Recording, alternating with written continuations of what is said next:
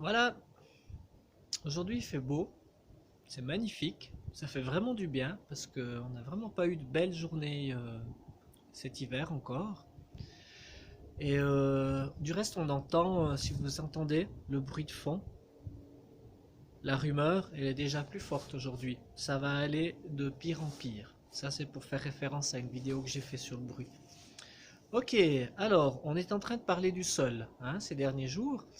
Et j'en étais arrivé à vous dire qu'une plante, pour qu'elle soit saine, qu'elle pousse bien, qu'elle soit pas malade, qu'elle ait toutes ses chances de s'épanouir, il fallait qu'elle pousse dans un sol sain, il fallait que le sol soit sain.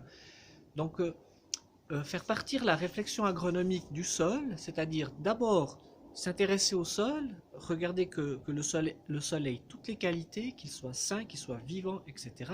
C'est mettre toutes les chances de notre côté pour avoir après des cultures saines. Voilà.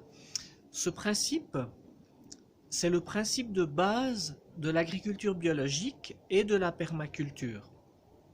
L'agriculture biologique s'est déjà intéressée au sol depuis plusieurs années et a déjà émis de nombreuses exigences pour protéger le sol, etc.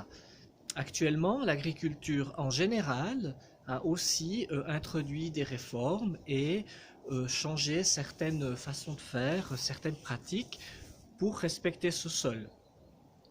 Ces changements, ils sont encore basiques.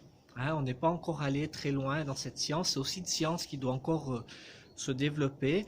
C'est un milieu complexe, le sol, dont on n'a pas encore vraiment compris tous les mécanismes. Voilà.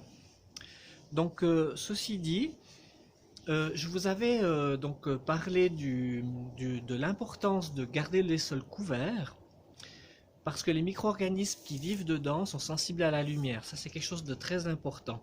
Un sol qui est vivant, qui est riche en matière organique, c'est un sol qui va absorber l'eau comme une éponge, j'ai déjà dit, qui va pouvoir redonner l'eau. Ça va alimenter des sources, etc. C'est très important de garder l'eau pour lutter par exemple contre la sécheresse. Ce qui est très important aussi de savoir, c'est qu'un sol vivant, c'est un sol qui va capter du gaz carbonique, qui va fixer les gaz à effet de serre dans la terre. C'est très important de savoir ça. Quand on ouvre un sol, quand on laboure un sol, on va dégager du CO2. On va faire l'inverse. Donc quand on garde les sols couverts, quand on évite de les ouvrir, de les travailler, de prendre cette terre minérale qui est dessous, de la mettre à la surface et d'enfouir la terre, la bonne terre humique et la terre du dessus, on crée un grand bouleversement au niveau du sol déjà et puis au niveau des interactions avec l'air. Ça c'est quelque chose de très important à savoir et c'est un petit peu aussi la base de la nouvelle agriculture qui est en train de se développer, qui est influencée par l'agriculture biologique et par la permaculture. On a déjà en grande culture des méthodes qui sont en train de se développer. Par exemple, l'agriculture de conservation, où on essaye de ne pas labourer, de garder les sols couverts, etc. On est en train d'appliquer toutes ces nouvelles connaissances à l'agriculture, aux grandes cultures.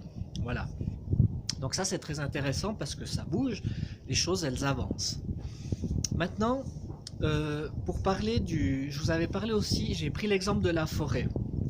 Observer la forêt, observer les mécanismes de la forêt, ça permet de nous apprendre beaucoup sur les mécanismes du sol et sur la croissance des plantes et l'interaction qu'elles ont entre elles.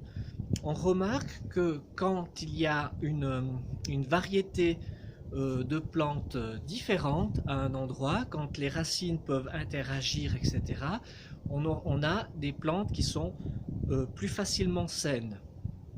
Voilà, donc cette étude, cette observation, elle a été mise en pratique dans l'agriculture, dans la permaculture et aussi dans les cultures qu'on dit, les cultures associées. C'est-à-dire où on plante sur une même planche de culture, on plante différentes plantes qui s'accordent, qui sont différentes au niveau des familles, qui ont des réseaux racinaires différents, qui se font pas de concurrence, mais par contre qui s'entraident entre elles. Voilà, ça c'est un nouveau développement Et c'est très intéressant. Quand on parle de maraîchage bio-intensif, en fait, on parle de ça. On va couvrir beaucoup plus le sol, on va mettre en place, en imitant la forêt, des cultures beaucoup plus denses, beaucoup plus serrées, avec différentes sortes de légumes, par exemple, sur la même planche. Ça va permettre de couvrir le sol par l'ombre. Les plantes qui poussent vite seront prêtes plus vite. Après, on va les enlever, elles vont donner de la place à celles qui viennent après, qui poussent plus lentement. Donc, on va en fait un peu imiter le système de la forêt. Le sol reste couvert, il y aura très peu de désherbage. Bien sûr, il n'y a pas de mécanisation, donc on ne va pas rouler sur ce sol en risquant de le tasser, etc. Et on va ainsi, par l'observation de la forêt, on va pouvoir développer une nouvelle façon de cultiver.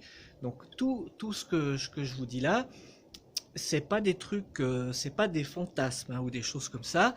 Ça fait déjà un bon moment qu'il y a des gens qui travaillent là-dessus. On a déjà des résultats qui sont probants, des résultats qui sont chiffrés. La production de ce genre d'agriculture est absolument phénoménale.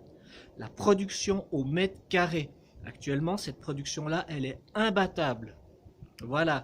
En imitant la forêt, on a développé cette nouvelle agriculture, qui est une agriculture qui est plus productive au mètre carré. Je vous dis un peu des trucs bizarres, hein. Moi c'est comme ça, il faut vous attendre, je vais vous sortir régulièrement des choses un peu spéciales. Bon, je vous ai parlé, en vous parlant de tout ça, je vous ai parlé de la production et j'ai parlé des rendements. La prochaine fois, on va parler de ça et je vais vous expliquer un peu qu'est-ce que c'est qu'un rendement, qu'est-ce qu'on entend par ce mot-là et comment on l'utilise. Voilà, je vous laisse avec ça. Vous avez bien compris, je suis paysan, bio de montagne. Je fais des vidéos pour présenter ma ferme. Et je fais aussi des vidéos parce que je suis en campagne, je fais de la politique, je suis candidat à la députation au Grand Conseil valaisan sur la liste des Verts du district de Martigny. C'est pour ça que je m'adresse à vous aussi. Voilà. Je vous dis à demain pour la prochaine vidéo et la suite de cette petite histoire. Ciao, ciao!